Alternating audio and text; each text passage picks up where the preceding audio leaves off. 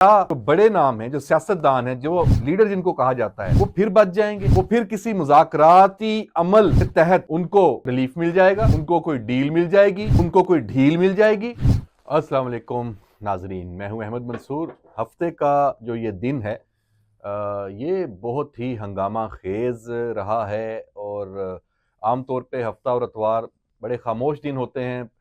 हम पूरा जो पिछला हफ्ता गुजरा होता है, जो आने वाला हफ्ता होता है, उसके हवाले से बात करते हैं, तजिया करते हैं। लेकिन आज जो दिन गुजरा उसमें धमाका खेज खबर आई।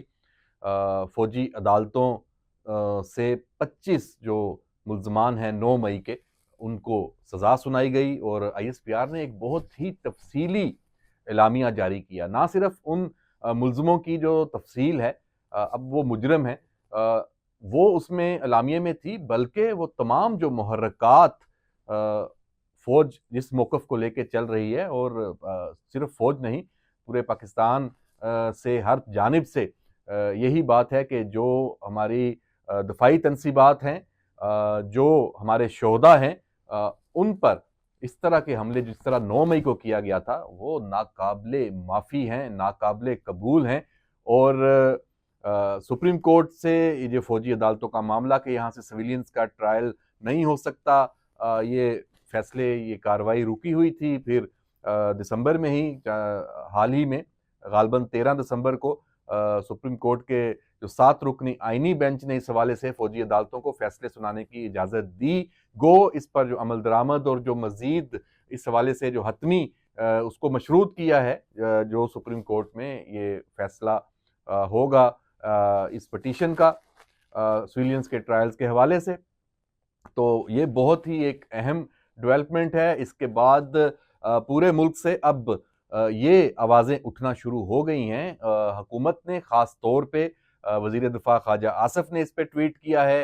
जो अता तारड़ हैं, वफाकी वज़ीर इत्तलात, उनकी जानिब से भी ये बात आई है।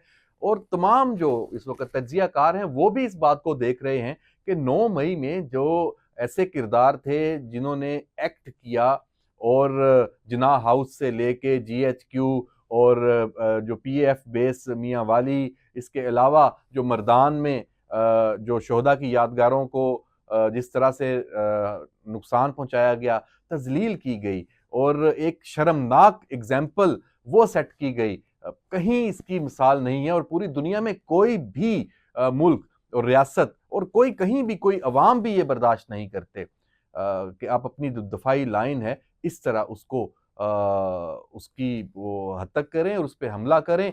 और उसका अब खमियाजा जो वीडियोस आई थी, जो सबूत आए थे, उनकी रोशनी में ये अब सज़ा हुई है।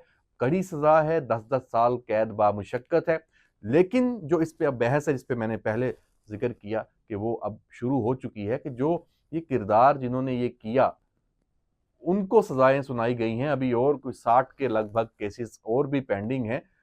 तो जो मास्टरमाइंड्स थे, जिन्होंने ये सब कुछ किया, इसका मंसूबा बनाया, इसके पीछे थे जो बेनिफिशरी थे, जिन्होंने कंट्रोल किया, जिन्होंने उकसाया अवाम को, कारकुनों को, अपने तहरीक इंसाफ ही है ना, तहरीक इंसाफ ने इसको लीड किया।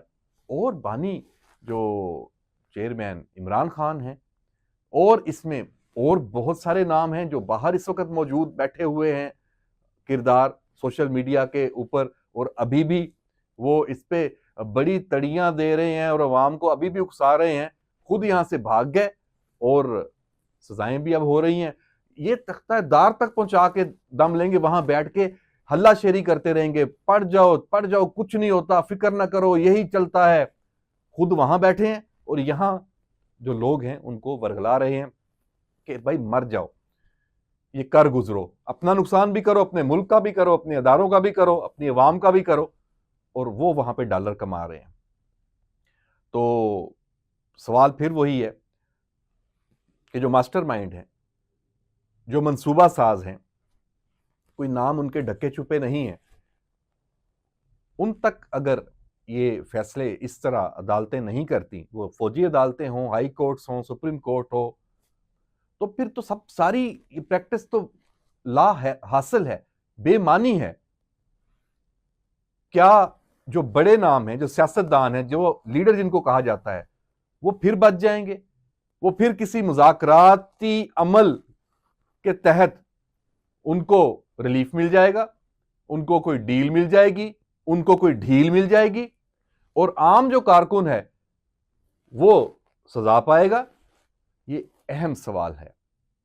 और इसके जवाब में जो केस है, जो फौज ने अपनी प्रेस एलामिया में भी, जो प्रेस रिलीज जारी किया है, उसमें भी मेंशन किया है, इन्हीं सवालों का जवाब उसमें दिया है कि नहीं जनाब, ये अमल उस वक्त तक अपने मंतकी अंजाम को नहीं पहुंच सकता जब तक 9 मई के जो मंसूबा साज हैं, जो करता धरता हैं, जिन्होंने ये साजिश रचाई, इसको लीड किया, कमांड किया, वो कानून के कटहरे में नहीं आते और सजा नहीं पाते। वो कौन है? उनमें सफ़े अव्वल पे तो अडयाला में इमरान खान मौजूद है। फिर एक केस फैज हमीद वाला जो चल रहा है कोर्ट मार्शल, वो भी इससे जुड़ा हुआ है। और अब ये चीजें तेजी से आगे जानी है। फिर बात वही आ जाती है कि मुज़ाकरात, अभी आज बैरिस्टर गौहर ने ये कहा कि स्पीकर कौमी असम्बली सरदार एयाज सादिक ने यकीन दहानी कराई है कि मुज़ाकराती कमेटी बन रही है, और हमारे पास भी यही खबर हम पहले से कहते आए हैं। मैं तो कहता आया हूं कि मुज़ाकराती अमल शुरू हो चुका है, इब्तदाई उसकी मुलाकातें हो चुकी हैं, जो इस कमेटी तक यही तय हुआ है कि पार्लियामेंट की कमेटी होगी, उसमें सब होंगे, और एक सियासी कमेटी होगी, उसके जरिए मुज़ाकराती अमल को आगे बढ़ाया जाएगा। तो एक चीज तो व्यूअर्स ये तय हो गई है कि ये जो मुज़ाकरात अब होने जा रहे हैं, इसमें इमरान खान कहीं मौजूद नहीं है। इमरान खान को कोई रिलीफ, इमरान खान को कोई डील, उसके लिए कोई डील इन मुज़ाकरात में नहीं मिलने जा रही।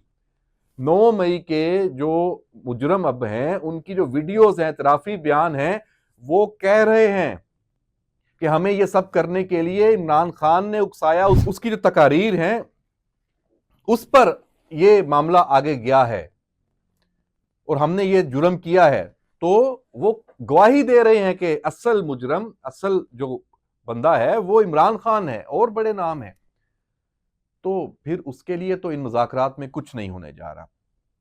और हमारे पास एक पक्की खबर भी है इसी हवाले से कि जैसे ही ये न्यूज़ सामने आई कि ये केसेस, इनके फैसले हुए हैं फौजी अदालतों से, यकीनी बात है पीटीआई ने इसकी मुखालफत करनी है। उन्होंने इसको मुस्तरद किया, उन्होंने कहा कि हम नहीं मानते, हम जो सिविलियंस का जो ट्रायल है फौजी अदालतों से, वो हम उसको तस्लीम नहीं करते। उस हवाले से आईनी बेंच के सामने सुप्रीम कोर्ट में ये मामला है और हमें वहां से रिलीफ मिलेगा। यकीनी तौर पे उनका ये स्टांस है। उन्होंने ये कहा, इसमें कोई अचंभे की बात नहीं है कि उनके जो बयानात जारी हो गए, असद कैसर के, बैरिस्टर गौहर के, उमर यूब के, कुछ इसमें फर्क नहीं पड़ता। जो खबर ये है कि अडयाला में जब ये खबर पहुंचती है तो अपनी जो ये मुज़ाकराती कमेटी है, जो अपने लोग हैं, उनको इमरान खान, या आप कह लें मास्टरमाइंड, या कह लें कि मंसूबा साज, उसकी तरफ से कुछ हदायत भी दी जाती हैं कि ये मुज़ाकरात जो शुरू हो रहे हैं, इनको सबोताज करने की जिम्मेदारी आप लोगों पे, यानी हम लोगों पे ये नहीं आनी चाहिए। इसमें अपनी शराइत में मजीद लचक पैदा करें। वो कोई ऐसी शर्त जो नहीं होनी चाहिए जो इन मुज़ाकराती इस अमल को सबोताज करे, क्योंकि हमारे पास ऑप्शंस कम हैं। हमने हर सूरत में इन मुज़ाकरात से कुछ ना कुछ रिलीफ लेना है। और हमारे ज़राए ये बता रहे हैं कि अब पीटीआई की तरफ से जो शराइत हैं वो कम हो के इंतहाई कम, 2 से 3 जो शराइत हैं वो रह गई हैं, और उसमें से एक यही है कि इमरान खान के मुकदमात चलते रहें, वो जेल में रहे। कुछ रिलीफ अगर ऑप्शन मौजूद हो, बनी गाला को सब जेल करार दे दिया जाए या पेशावर की जेल में मुंतकल कर दिया जाए, कोई इस तरह का कोई रिलीफ। अच्छा, यहाँ तो किसी ने ये भी हमें बताया कि इन सर्दियों में जी हीटर मांगा गया है, और ये भी कहा गया है कि अगली सर्दियों में ये यकीनी बनाया जाए कि अगली सर्दियों में एसी दिया जाएगा, यानी अगली गर्मियों में एयर कंडीशन दिया जाएगा। यानी अगली गर्मियों की भी बात है। और अलीमा खान ने भी आज अडयाला के बाहर ये बात की है कि इमरान खान 4-5 माह जेल में रहेंगे, बाहर नहीं आते। तो 190 मिलियन पाउंड का जो केस है उसके फैसले के ऊपर भी बात है कि वो फैसला कब आता है, अभी मंडे को आना है या और डिले हो जाना है। क्योंकि जब इस तरह के मामला चलते हैं तो फिर इस तरह के फैसले उनमें भी ताख़ीर आ जाती है, क्योंकि पीटीआई के तमाम वकला और सबको ये उम्मीद है कि हाई कोर्ट से उनको रिलीफ मिल जाएगा।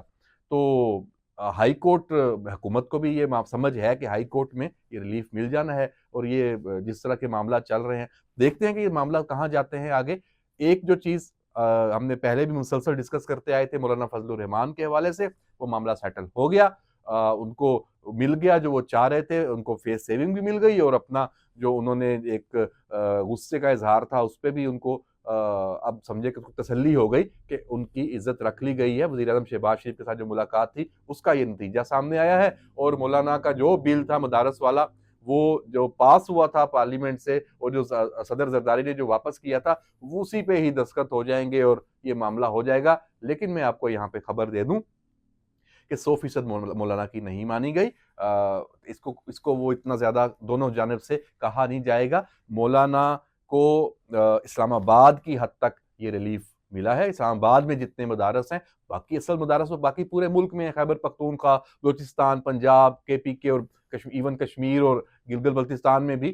तो ये सिर्फ इस्लामाबाद की हदूद का, चूँकि पार्लियामेंट का दायरा कार वहाँ तक है, तो ये वहाँ के लिए है, और उसमें भी ये चीज़ शामिल होगी कि अब मौलाना के जो इसमें जो इत्तेहाद तंज़ीमात मदारस हैं, वो अपने मदारस हैं, वो वज़ारत तालीम से उनकी रजिस्ट्रेशन भी होगी, और जो बाकी सूबे हैं वो इस हवाले से अलग से कानून साज़ी करेंगे। तो बहरहाल ये विन विन सिचुएशन है, ये ऐसे ही होना था। मैं भी यही कहता आ रहा था कि इसमें कोई चाय की प्याली में तूफ़ान उठाने की ज़रूरत नहीं है कि मौलाना एकदम उठ के अडयाला चले जाएंगे और इमरान खान के साथ मिलके हुकूमत गिराने के लिए कोशिश शुरू कर देंगे। तो ऐसा ही हुआ है, ये मामला भी ठप हो गया है। तो नाज़रीन, ये 2 इश्यूज़ पे हमने आज बात की है। मामलात और भी हैं, बल्कि 3 हो गए। एक तो मुज़ाकरात भी इसमें शामिल हैं, और ये फ़ौजी अदालतों वाला केस, और एक ये मौलाना वाला मामला। तो छोटी-मोटी चीज़ें और भी सारा दिन रही हैं, लेकिन चूँकि वीलॉग का टाइम ख़त्म हो गया है, कल उन पे भी हम बात करेंगे, और इंशाअल्लाह आपसे राब्ता रहेगा। अपना फ़ीडबैक ज़रूर दीजिएगा, और हमारा जो ये यूट्यूब चैनल आपने अगर सब्सक्राइब नहीं किया तो उसको ज़रूर सब्सक्राइब कर लें। इजाज़त दीजिए। अल्लाह हाफ़िज़।